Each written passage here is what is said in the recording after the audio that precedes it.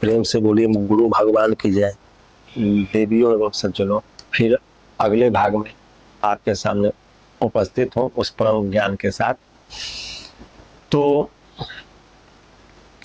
एक बार की बात है जब भाग और बुद्धि आपस में लड़ाई कर रहे थे।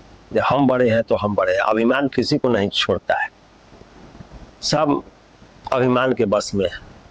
माया सबको ग्रसित करके रखे हुए है। देव हो, दानव हो, मानव हो, कोई इसके चंगुल से नहीं छूट पाया। जब तक उस प्रभु की कृपा नहीं होगी तब तक इससे छूटना बहुत मुश्किल है। चाहे आप कितना हो चतुर हो, कितना हो सियान हो, कितना हो बुद्धिमान। तो यही एक बार भाग और बुद्धि दोनों को माया ग्रसित कर लिया, दोनों अभिमान में आ गए और दोनों उस अभिमान को अपना अपना स्वाभिमान समझने लगे। तो दोनों में लड़ाई छिड़ गया, भाग और बुद्धि आपस में लड़ने लगे। इसी बीच नारद जी आ गए। तो नारद जी आए तो कहेंगे भाई तुम आपस में दोनों क्यों लड़ रहे हो? तो भाग कह रहा था जो हम बड़ा है और बुद्धि कह रहा था जो हम बड़ा है। तो नारद जी कहेंगे शांत रहो, हम इसका फैसला करते हैं, तुम लोग आपस में मत लड़ो। तो नारद जी कहेंगे ठीक है, तुम लोगों को हम एक एक महीना का समय देते हैं। तुम पृथ्वी पर जाओ, किसी एक आदमी के ऊपर जो गिरा हुआ है उसको उठा के बताओ, जो उठा देगा उसको हम मान लेंगे। तो वहां से पहले भाग निकल आया, तुरंत हम जा रहे हैं, तुरंत अभी किसी न किसी को जो सबसे गरीब होगा उसको हम, जो नजर आ गया सबसे गरीब, उसको हम तुरंत उठा देंगे। वहां से तुरंत चल दिया। आया तो एक किसान अपने खेत में जौ के खेती किए हुए था, उसमें जौ था और खेसारी, इन दोनों एक ही साथ खेत में रोपे हुए थे और चैत के महीना था, अब दोनों पकने पर थे। तो रात्रि के समय किसान का उतना ही खेत था, उसको बहुत गरीब था ना, उसका शादी विवाह कुछ नहीं था, उसके पास उतना ही जमीन था जितना में जौ और खेसारी रोपे हुए थे। तो खेत में जब फसल पकने पर आए तो उसकी रक्षा के लिए हुआ खेती में रहने लगा कि इसको कोई काट न ले, कोई चुरा न ले, ताकि उसके पास वही था, ये था, दूसरा कोई उपाय नहीं था। तो रात में खेत में था, तो एक रास्ते के बगल में उसका खेत था। तो भाग जब स्वर्ग से उतरा, जमीन पर आया और रास्ता पकड़ के चला, तो एक चौर से गुजरते हुए जब गांव की ओर प्रवेश करने लगा तो उस खेत में रात्रि के समय किसान को देखा तो समझा दे सबसे गरीब यही लग रहा है जो रात में भी खेत में ही रह रहा है, इसके देह पर सही से वस्त्र भी नहीं। तुरंत वो अपना शक्ति फैलाया और पूरे उसके खेत के जो जौ थे और खेसारी, वो सब जो है हीरा में तब्दील हो गए, सब हीरा जवाहरात हो गए और चांदनी रात में दूर से ही चमकने लगा। किसान के इस बात को कुछ जानकारी नहीं है और भाग चला गया।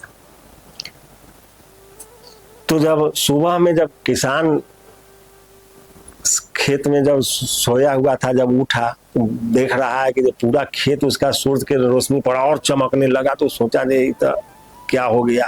वो खेत में जोर जोर से रोदन करने लगा कि हमारा भाग खराब है, ये पूरे खेत का फसल पत्थर हो गया, अब खाने पर भी आफत है, इससे और दुर्दशा क्या होगा। वो अपने भाग को कोसते हुए भगवान को कह रहा था कि प्रभु इस पृथ्वी से हमको उठा लीजिए, इस पृथ्वी का हम बोझा हो चुके हैं।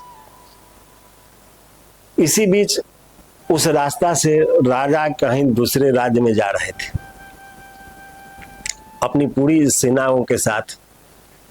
तो उस रास्ता से जब आ रहे थे तो जब अचानक उस खेत की तरफ राजा का ध्यान गया तो सूरज की रोशनी पर इतना चमकदार था कि उधर ध्यान ही नहीं राजा का ठहरा। तो राजा तुरंत अपने रथ को रोकवाए और अपने मंत्रियों को उससे बोले जाके उस खेत में से एक बाल जो है उसके जौ का वो लाओ, वो तो बहुत चमकदार है, तो आकर्षित बाल है। तो जब राजा के मंत्री उस किसान के पास गए और कहे जी एक बाल आप दीजिए, राजा साहब मांग रहे हैं, तो वो कहा जी आप पूरा खेत ही ले जाइए, कोई काम के नहीं है, हमको तो इसको साफ करने के लिए भी धन नहीं है जिसको हम साफ करेंगे, और न तन में बल है जिसको हम साफ कर सके, भाग खराब है इसलिए सारा ये पत्थर हो गया। तो जब मंत्री एक बाल के लिए राजा साहब बोले तो वो अपना तरफ से किसान के बात सुनकर 4 वो बाल लेके आया। तो राजा साहब देखे तो कहे दी तो हीरा है, तो आश्चर्य में पड़ गए। तो वो कहा कि भाई तुम 4 गो जैसे काहे लाया, हम ये को न बोले थे। तो कहा नहीं महाराज वो तो कह रहा है पूरा खेते आप उठा के ले जाइए। तो राजा साहब चिंता में पड़ गए, कितना बड़ा अमीर आदमी है, एक बाल काफी है, इसके पास खेत में उतना बाल है और कह रहा है खेते उठा के ले जाइए। अब राजा को बात समझ में नहीं आया, राजा साहब चल दिए। मन में सोचते सोचते वो चले जा रहे थे। फिर उधर से जहाँ उनका निमंत्रण था वहां से लौट के अपने राजमहल में गए, फिर अपने रानी से सारा बात बताए। और राजा साहब के पास एक बेटी थी, तो राजा रानी दोनों आपस में विचार कर लिए जो उससे बड़ा जो है संपन्न इस पृथ्वी पर अभी कोई नहीं, क्यों नहीं उसी से अपने राजकुमारी का शादी कर दिया जाए। तुरंत महारानी भी तैयार हो गई और तुरंत उस समय सेना गया, उस किसान को खेत से उठा के ले आया। अब किसान जोर जोर से रोदन करने लगा, दे एक तो समय खराब है, जिस खेत का फसल जो है पत्थर हो गया। उसके बाद राजा का सिपाही अब पकड़ के ले जा रहा है, क्या होगा न होगा। उसको सिपाही सब समझाया कि चलो तुमको राजा साहब बुलाए सम्मान करेंगे। तो यूँ डरा हुआ था, गरीब आदमी था, कभी वो सब चक्कर में पड़ा नहीं। अब वहाँ उसका जैसे राशि ठाठ बाट में उसका उसी रात शादी कर दिया गया, पूरा सजा धजा के। और उसको लोग यह समझने लगे, राजा और सारे उनके मंत्री सभी लोग, जिसके पास कितना धन है, जिस संपन्न है, जिसके पास कोई अभिमान ही नहीं, जिसको उतना हीरा जवाहरात लोग आंख से देखा था, तो उसके संपन्नता पर कोई प्रश्न उठाने का कोई सवाल ही नहीं, क्योंकि वो कितना संपन्न है। तो प्रत्यक्ष को प्रमाण का जरूरत नहीं होता है, राजा खुद अपने आंख से देख के आए थे। तो उसको ये लोग अभिमान विहीन समझ के, जिसको कोई अभिमान नहीं है, उसको सजा धजा के अच्छे से राजकुमारी के साथ शादी हो गया और उसको महल में रख दिया गया। तो जब वो महल में बैठा हुआ था, तो जब राजकुमारी सज धज के जब उस किसान के पास राजभवन में जाने लगी सुहाग रात के दिन, तो उसको लगा जी इस सुनसान महल, तो कभी महल में नहीं रहा, उसको लगा जी जब रानी जब राजकुमारी आ रही थी तो पायल छन छन की आवाज पूरे महल में गूंज रहा था। उसकी चूड़ी और पायल की आवाज से पूरा महल गुंजेमान हो रहा था। तो उसको लगा जो हो सकता है इस महल में कहीं चुड़ैल रहती हो।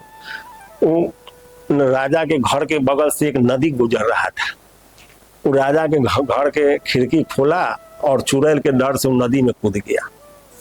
जान बचाने के लिए सोचा जाए यदि चुड़ैल इसमें मार देंगे उससे बढ़िया है नदी में डूब के मर जाए तो हमारा कम से कम शांति हो जाए। और जब वो खिड़की खोल के जब उस नदी में कूद गया तो राजा के बेटी और रुदन करने लगी, रोते चिल्लाते हुए गई और राजा को बहुत खरी खोटी सुनाई, बहुत ज्यादा। राजा उससे बहुत दुखी हो गए। अब राजा सोचा जो सही में पागल है साला, उनको बहुत गुस्सा आया अपनी बेटी की दुर्दशा को देखकर। तुरंत सैनिकों के लगाए इसको नदी में जाल फेंक के इसको पकड़ो, इसको लाओ, इसको फांसी पर टांग दिया जाए।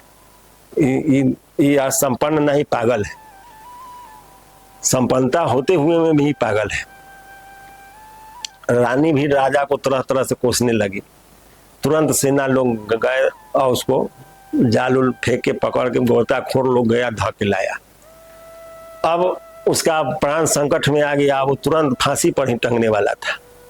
तब नारद जी भाग और बुद्धि के बीच में कहे और कहे क्या भाग महाराज, आप तो उसको फांसी पर टंगवाइएगा थोड़ा देर में, आपका चमत्कार हम देख लिए। तो बुद्धि के कहे तुम में यदि कोई बल है तो इसको तुम दिखाओ तो हम समझेंगे तुम सामर्थ्यवान है। तो बुद्धि कहा ठीक है महर्षि, आप जब कहते हैं तो हम आपकी आज्ञा का पालन करते हैं। तुरंत क्षण भर में बुद्धि वहां से चला और उस किसान में प्रवेश कर गया। किसान में जब बुद्धि प्रवेश करते ही उसका रहन सहन हाव भाव सब बदल गया।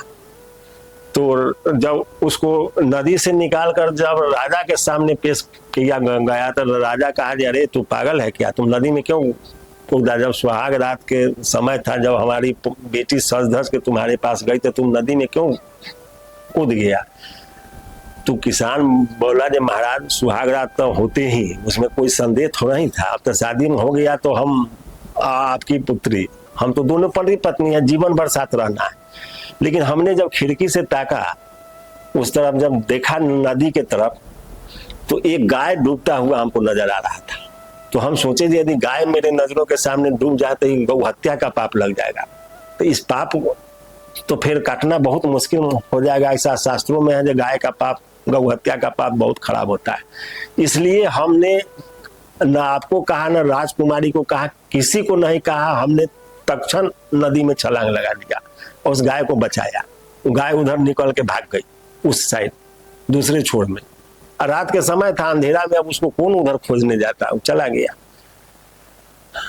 तब राजा समझा दे नहीं, यह धर्मात्मा, गलत नहीं है। उसके बाद वो लगा आदर्श पूर्वक बात बताने, शास्त्रों का, वेदों का बात कहने लगा। राजा उसको पूरा सम्मान करके और उसी रात उसको राज तिलक जैसे कर दिए, कहे आज से सिंहासन का उतरा अधिकारी तू ही है। तब नारद जी बोले, ये भाग और बुद्धि को, ये बड़ा तुम है कि ये बड़ा है से बताओ। तो फिर अब भाग तो उस जगह पर डिमोरलाइज हो गया, उसका कुछ नहीं चला। तो फिर नारद जी उसको भी प्रोत्साहित करते हुए कहे, नहीं है तो बुद्धि बड़ा, लेकिन तुम्हारा भी सहयोग जरूरी है। तो यही इस जीवन का उद्देश्य है। तो जो भाग है में न भी हो और यदि बुद्धि आ जाए तो आप सब कुछ प्राप्त कर सकते हैं। इसलिए ईश्वर के जो चिंतन मनन करता है उसका कल्याण निश्चित होता है। इसलिए राम कह चल, राम कह चल, राम कह चल भाई रे, आ न तो जग बिगाड़ में पड़ी छूटत अति कठिनाई रे। इसलिए हर समय खाते पीते, उठते बैठते, सोते जागते, नहाते धोते, कोई भी कर्म कर रहे हैं, लेकिन उस प्रभु पर ध्यान लगा रहे। कर से कर्म करहि विधिनाना, ध्यान रहे जहाँ कृपा निधाना। कर्म करते रहिए लेकिन ध्यान वही रहे, तो आप निश्चित रूप से जिस चीज को पाना चाहते हैं वो आपको मिल जाएगा। उस परम प्रभु को आप प्राप्त कर लीजिएगा, इसमें कोई संदेह नहीं। फिर अगले भाग में जय गुरुदेव।